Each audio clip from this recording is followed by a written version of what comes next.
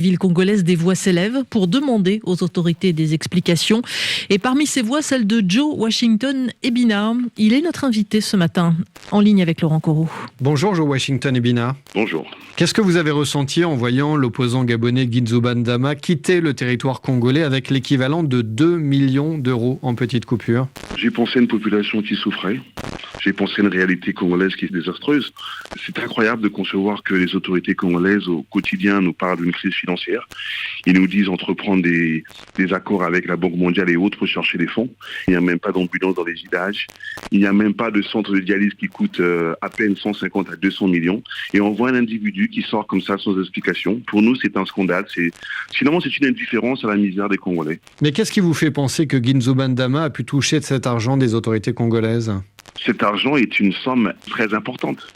Donc aujourd'hui, être capable de sortir autant d'argent et sans être inquiété, parce que il faut aussi avoir une certaine assurance de sortir avec autant d'argent avec des valises d'argent. Donc c'est justement le transfert d'argent qui pose problème. Dans le fond, nous sommes sûrs que les banques congolaises font ce genre de transactions sûrement régulièrement et pratiquement tous les jours. Mais cette manière de sortir de l'argent avec des valises d'argent sur des routes comme ça, avec quelle sécurité, avec quelle assurance, cela pose problème. Guidzo Bandama a été entendu par le procureur de Franceville au Gabon. Il est notamment accusé d'intelligence avec une puissance étrangère. Est-ce que du coup, selon vous, il y a des choses qui doivent être clarifiées côté congolais ? Obligatoire, cet argent vient du Congo.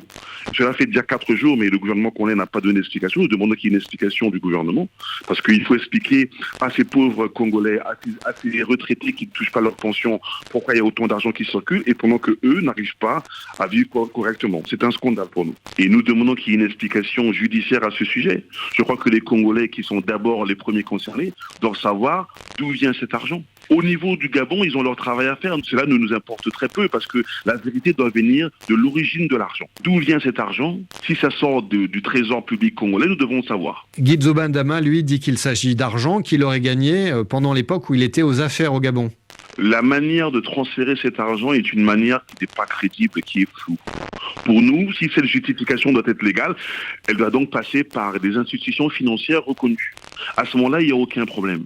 Mais conduire de l'argent de la sorte, transporter de l'argent sur les routes des deux pays de la sorte, pour nous, cela montre justement qu'il y a un problème. Nous voulons que Brazzaville, que les autorités de Brazzaville nous expliquent pourquoi et comment. Il faut donner des explications à notre peuple qui souffre au quotidien. Vous savez, au Congo-Brazzaville, il y a beaucoup de gens qui n'arrivent pas à obtenir des passeports. Simplement des cartons de passeport. Parce qu'on dit qu'il n'y a pas d'argent, parce qu'on dit qu'il n'y a pas des machines. Mais cet argent aurait pu servir à énormément de